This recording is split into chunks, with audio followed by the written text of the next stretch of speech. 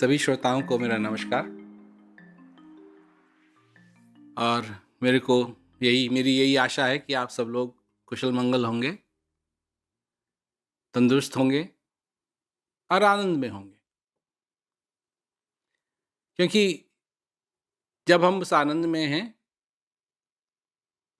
तो हमारे लिए मंगल ही मंगल है। अमंगल क्या है? जब विपदा सिर पे आती है। अमंगल क्या है? जब हम अपना रास्ता खो जाते हैं। जब हमको वो चीज़ नहीं दिखाई देती है जो स्पष्ट हमारे सामने है, तो हम अपना रास्ता खो बैठे। और जब रास्ता खो जाते हैं, और सबसे बड़ी बात रास्ता खोने की यही है कि जब मनुष्य खोने लगता है अपना रास्ता, तो उसको मालूम नहीं पड़ता है कि अब मेरा रास्ता मैं खो रहा हूँ।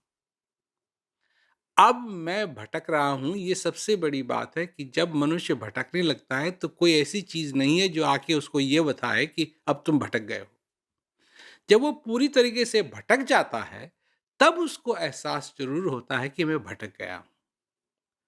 अगर आपके घर से कहीं जहाँ आप जा रहे हैं, दुकान पे जा रहे हैं या दुकान से घर पे आ रहे हैं और 10 मिनट का रास्ता है और आपको मालूम है कि 10 मिनट का रास्ता है और 10 मिनट के बाद आपका मकान आपको मिल जाएगा और आधे घंटे के बाद भी अगर आप अपने घर पे नहीं पहुँचे हैं, तो कुछ न कुछ तो खराबी है, कुछ न कुछ तो गड़बड़ है। तो कैसे गड़बड़ मालूम हुई? जब आप देखें अपनी घड़ी को देखते हैं कि आधा घंटा हो गया, मैं अभी तक नहीं पहुँचा, तो मैं खो गया। सबसे बड़ी बात मेरे कहने का मतलब यही है कि जब हम खो जाते हैं, तो कई बार ये नहीं मालूम पड़ता है कि हम कब खोना शुरू हो गए और खो जाते हैं, भटक जाते हैं। खैर, इस पृथ्वी के ऊपर अगर हम भटके, तो कम से कम एक बात ज़रूर है कि पृथ्वी गोल है। तो अगर हम मतलब चलते रहे तो वहीं वापस पहुँच जाएँगे जहाँ से हम चालू हुए। पर समुद्र में भी ये क्या कहते हैं, सफ़र करना पड़ेगा और जगह-जगह जाना पड़ेगा, परंतु फिर भी वो आप वापस आ जाएँगे। परंतु इस जीवन में जब भटक जाते हैं, तो फिर वापस कैसे आएँ? जब इस जीवन में हम भटक जाते हैं, सही रास्ते पे नहीं हैं, क्योंकि जब हम पैदा होते हैं, तो हमारे सामने ये सारी बड़ी-बड़ी जो मुश्किलें हैं, जो आज हम जिन चीज़ों को मुश्किलें मानते हैं, ये नहीं होती। क्या है, जीवन बहुत ही साधारण होता है। भूख लगी, रोए, माँ ने खाना दे दिया, सब ठीक है। उसके बाद प्यास लगी, रोए, माँ ने दूध दे दिया, श जब संतोष मिल गया, तो सो गए, चुप हैं। धीरे, धीरे, धीरे करके हम चलना भी सीखते हैं। अब ये मतलब नहीं है कि जब हमने चलना सीख लिया तो हमको कोई मंज़िल हमारी पहले से ही हमने अपने मन में ठानी हुई थी और वहाँ जाएँगे।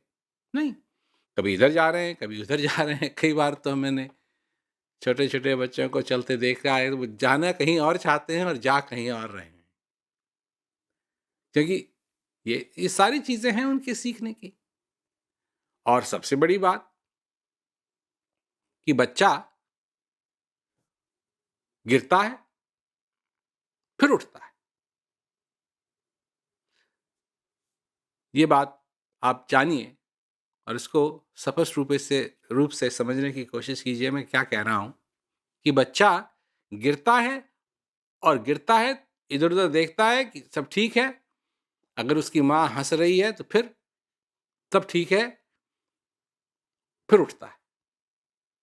फिर 2-3 कदम चलता है, फिर गिर जाता है, फिर उठता है। फिर 2-3 कदम चलता है, फिर गिरता है।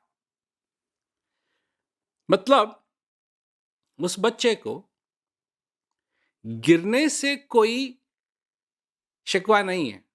गिरा, गिरा, कोई बात नहीं। उठना उसका मतलब है। गिरा, तो ये नहीं है कि माह मैं गिर गया, मैं गिर गया, मैं गिर गया, मैं गिर गया, मैं गिर गया, मैं गिर गया। ना, इधर-उधर देखता है, सब ठीक है, फिर उठता है, फिर चलने लगता है। ये चीज़ आप सबने देखी है, जानते हैं कि बच्चों के साथ ये सब होता है, तो इसका मतलब है कि आप भी जब बच्चे थे, आपके साथ भी ये हुआ। तो अगर मैं इसको एक शक्ति मान के चलूँ, कि ये एक शक्ति है, कि जो गिरने के बाद भी उठने की प्रेरणा देती है और गिरने में कोई शर्म की बात नहीं है। पर इतनी हिम्मत ज़रूर है कि बजाए कि बच्चा शर्म से मतलब अपने आँख नीचे करे या रोए या कुछ करे, वो उठता है और फिर चलने लगता है। ये जो शक्ति हम सब में थी, ये कहाँ गई? ये क्या हुआ इस शक्ति का?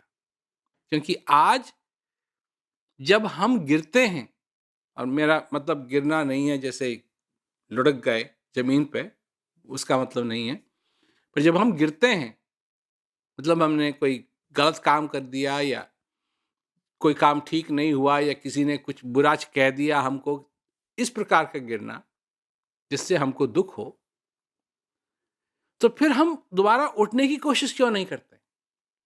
उसी के पीछे क्यों लग जाते हैं? अरे! ये हो गया, वो हो गया, अब क्या होगा मेरा? क्या नहीं होगा? अब बच्चा अगर ये कहने लगे मैं गिर गया, अब क्या होगा? मैं तो कभी चल ही नहीं सकूँगा, कहीं जा ही नहीं सकूँगा, मैं स्कूल कैसे जाऊँगा? मैं फुटबॉल कैसे खेलूँगा? मैं क्रिकेट कैसे खेलूँगा? मेरे साथ अब क्या होगा? अब ये तो अन्याय हो गया मेरे साथ, किसने ये मेरे साथ किया? ये किस कर्मों का फल है? कर्मों का फल। तुम समझते हो कि जब बच्चा चलने लगता है और गिर जाता है, तो वो बैठ कर के ये कहता है, "अरे माँ! मेरी जन्म पत्री लाओ, मेरे को बताओ मेरे क्या कौन से कर्मों का फल है कि मैं गिर गया?" आप क्या समझते हैं? किसी बड़े स्वामी के पास जा रहा है, किसी पंडित के पास जा रहा है, मैं तो 10 नारियल चढ़ाऊँगा, मेरे को क्या कहते हैं उठने की शक्ति दो, ना? बच्चा उसके लिए गिरना भी और उठना भी उतना ही सरल है, और उसको उठने में और गिरने में कोई शर्म नहीं है। पर मनुष्य को है, मैं गिर गया, मेरे साथ ये हो गया, मैं मेरे मैं फेल हो गया या मेरे को पास करवा दो, क्या कहते हैं मैं 10 नारियल चढ़ाऊँगा। तुम समझते हो कि वो जो छोटा बच्चा है, वो कहता है, हे प्रभु आज मेरे को गिराना मत, मैं तुमको 10 नारियल चढ़ाऊँगा। ना, उसको क्या, उसको प्रभु प्रभु तो उसका सब जगह है।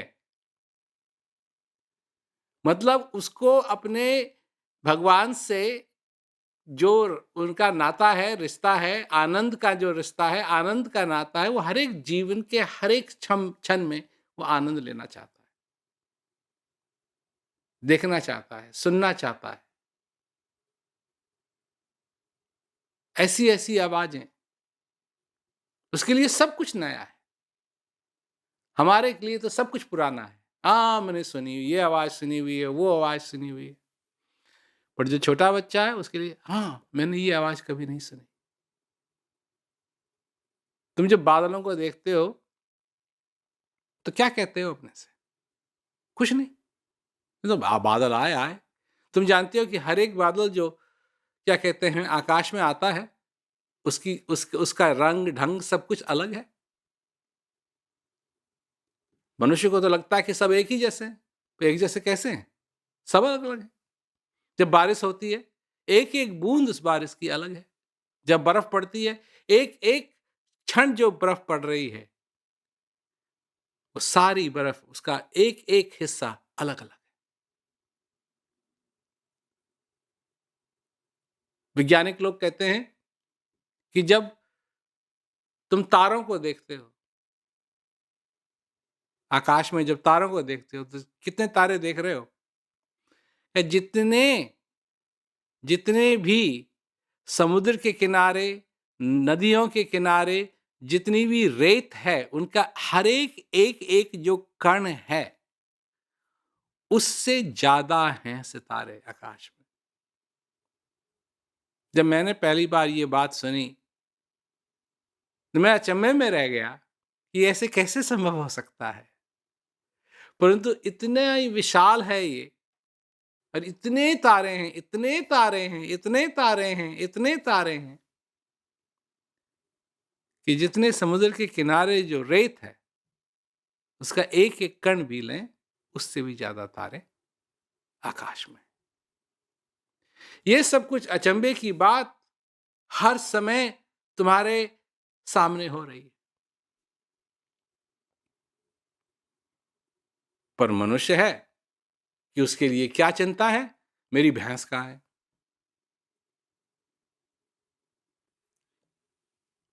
ये नहीं, मतलब एक तो चिंता ये है कि मेरा क्या होगा? क्या मैं आज का जो दिन है, जो कभी सोचिए आप, विचारिए, मैं कहने वाला था कि आज का जो दिन है वो कभी वापस नहीं आएगा। सोचिए आप, विचारिए, कब वापस आएगा? कभी नहीं, कभी नहीं, मतलब कभी नहीं, कभी नहीं। 100 साल में नहीं, 2 साल में नहीं, 2 करोड़ साल में नहीं, 2000 लाख करोड़ साल में नहीं, 2 अरब साल में नहीं, ज़ 1000, 2000, 5000, 10,000 अरब सालों में भी नहीं, कभी नहीं, कभी नहीं, कभी नहीं वापस आएगा। और कितने ही लोग हैं जो अपने घर में बैठे हैं इस कोरोना वायरस की वजह से और बोर हो रहे हैं। तुम तो बोर हो रहे हो, पर तुम्हारे सामने से क्या गुजर रहा है? तुम्हारे सामने से गुजर रहा है ये दिन, और ये दिन कभी वापस आएगा नहीं। एक बार निकल गया तो ये निकल गया, ये कभी, कभी, कभी, कभी, कभी, कभी, कभी, कभी, कभी, कभी, कभी, कभी वापस नहीं आएगा। और ये तुम जानते हो अच्छी तरीके से। इससे कोई अनजान नहीं है। इस बात से कोई अनजान नहीं है।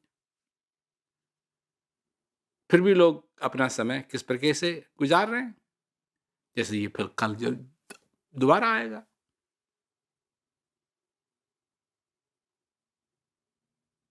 कितने ही लोग इस कोरोना वायरस से मर गए। जब ये जब वो वही लोग जब नवंबर में थे, तब उनको ये था कि कोरोना वायरस से मरेंगे, नहीं। दिसंबर में ये सारी बातें चालू हुई। तो क्या होगा, क्या नहीं होगा, इसका सब कुछ होते हुए तुम इसके बारे में बता नहीं सकते। क्यों जी? दो दो 2019 में क्या आपको मालूम था अप्रैल में कि ये होने वाला है? तब तक तो आप सभी लोग, हम सभी लोग खोए हुए थे कि टेक्नोलॉजी में ये हो गया, टेक्नोलॉजी में ये हो गया। सबके पीछे क्या था? 5G आएगा जी, 5G आएगा। अरे 5G को मारो गोली, आ गया कोरोना जी। अब क्या करोगे? सबको घर में बिठा दिया।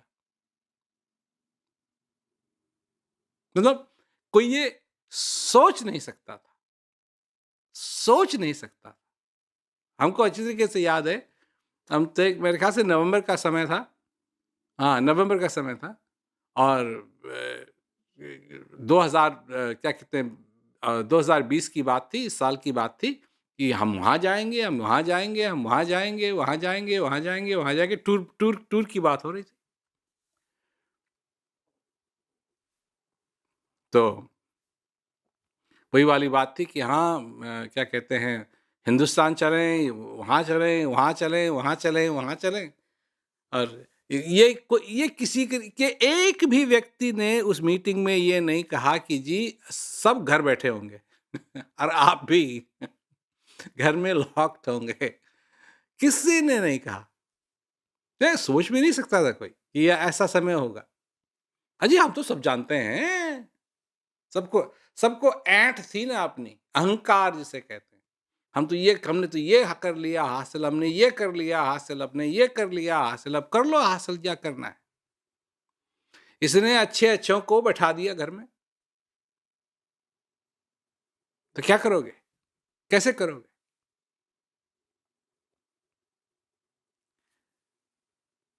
तब बात आती है उस हिम्मत की, उस दृष्टिकोण की कि मैं अपने जीवन में उस चीज़ को पाऊँ। अगर मैं गुम भी हो गया, तो बात गुम होने की नहीं है, बात है वापस रास्ते पे आने की। उसके लिए कैसी हिम्मत की ज़रूरत है? वैसी हिम्मत की ज़रूरत है कि बिना शर्म के, बिना किसी चीज़ को सोचे हुए, जैसे बच्चा जब गिरता है, तो फिर उठता है और आगे चलता है। अभी वो चल नहीं सकता है, उसको अच्छी तरीके से मालूम है कि वो ज़्यादा चल नहीं सकता है, वो 1-2 कदम लेता है, गिर जाता है, पर फिर उठता है।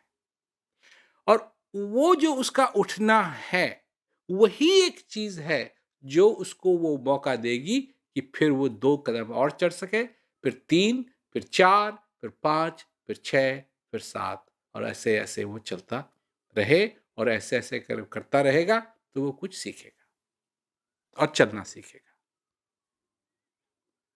तो ये बात है कि हम इसको अपने जीवन में अपनाएँ, इस हिम्मत को जो हमारे अंदर है। जब हम बच्चे थे हमारे अंदर थी, ये सबके साथ हुआ है, चाहे आप औरत हो, चाहे आप मर्द हो, ये सबके साथ हुआ है और ये आपके अंदर अभी हिम्मत है। पर इस हिम्मत को बाहर लाओ। और कैसे बाहर लाओगे? जब तक तुम बात की स्पष्टीकरण नहीं करोगे। क्योंकि तुम दुःख में जो जो दुःखमय बात होती है, बात तो अलग है, दुःख अलग है। जो बात तुमको दुःख देती है, वो बात अलग है, दुःख अलग है। तुम्हारा सिर है घुसा हुआ दुःख में। तुम वो जो बात जो तुमको दुःख दे रही है, उसको नहीं देख रहे हो और हटाना है उसको जो दुःख दे रही है। जैसे कोई अगर चीज़ है, जिससे बदबू आ रही तो बदबू आ रही है, तो अपना नाक बंद कर लिया, है ना? परंतु तुमको अच्छे तरीके से मालूम है कि तुम कब तक अपना नाक बंद करोगे? श्वास तो तुमको लेना पड़ेगा। तो तुम क्या करते हो? वो तुम वही करते हो जो बुद्धिमानी वाली बात है कि जो स्रोत है उस बदबू का, उसको उठा के कहीं फेंक देते हो, अपने से दूर। जब ऐसा करते हो, तो बदबू भी उस चीज़ की उसके साथ चली जाती है। ठीक उसी प्रकार जो चीज़ दुःख देने वाली है, तुम्हारा सिर घुसा हुआ है दुःख में, तुमने अपनी नाक बंद कर रखी है। जब तक वो चीज़ जो तुमको दुःख दे रही है, जब तक उसको नहीं हटा के फेंकोगे, दुःख तुम्हारा कहीं नहीं जाएगा क्योंकि उसका स्रोत वो चीज़ है। तो मुझे आशा है कि जो मैंने आज कहा उससे आपको कुछ समझ में आएगा और आप इसका पूरा-पूरा फ़ायदा ले सकेंगे और आपके जीवन में थोड़ा-सा आनंद और आए, आपका जीवन में मंगल जीवन बीते। सभी लोगों को मेरा बहुत-बहुत नमस्कार।